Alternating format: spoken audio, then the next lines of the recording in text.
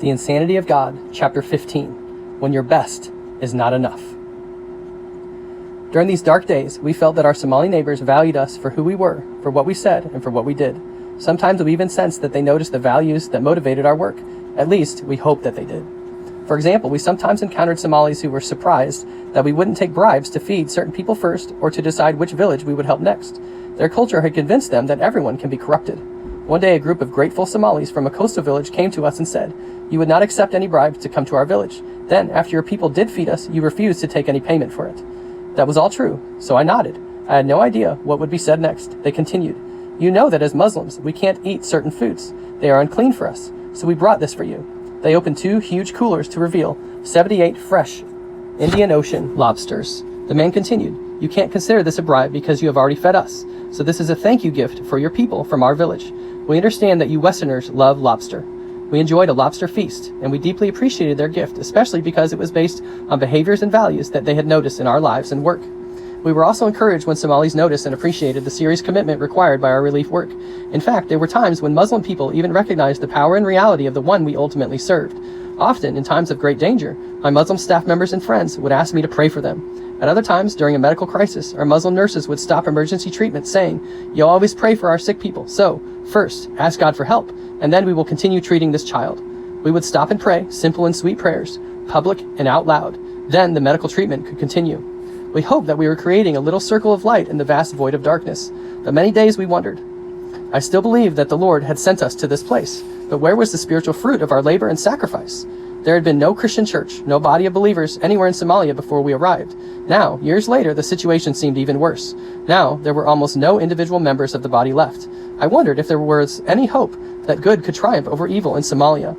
When the United Nations pulled its staff out of the country in the spring of 1995, no one knew what to expect. In fact, little seemed to change for the average Somali. Poor people still struggled to acquire the basic necessities of life. Opposing clans still fought. Some days were probably better, others were worse. After all that these people had suffered for years, the mid-1990s were hardly the best of times, nor the worst of times for Somalia. The departure of the United Nations did, however, change the nature and scope of our work. With less attention on the needs of Somalia, financial support decreased quickly. We also lost easy access to transportation and security. It was a painful and dangerous time for us on several scores. We were forced to release employees who had served us well for years. In many cases, when I let employees go, I tried to ease the pain by giving them a cash incentive of $500 after they had submitted a plan to set up a small business. That was a princely sum for Somalis in those days, enough for a prudent and resourceful man to open a shop or launch a small business that could support his family. I could see the handwriting on the wall.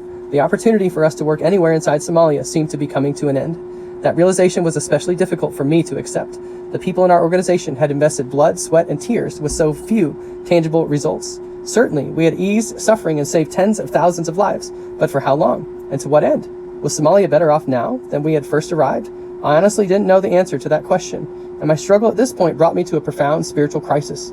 I knew that God had never promised to reward obedient sacrifice with measurable success. At the same time, I wondered why our sacrifices had yielded so little. Maybe I wondered. There were results that we could not see.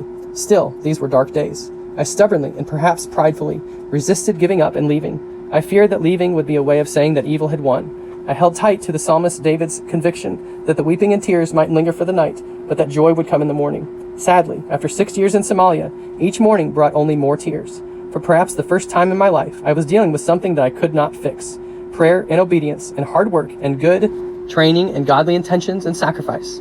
None of it seemed to make a difference. The situation had changed so slowly and so little in Somalia since I had made my first flight to Hagarisa. I wondered if it might take all eternity for God himself to make things right in Somalia. I'm embarrassed to admit it now, but I even wondered if maybe this problem was too big for him. Everything in my background told me that if I trained better, worked harder, prayed longer, sacrificed more, and sowed more widely, God would grant an abundant spiritual harvest, but that did not happen in Somalia.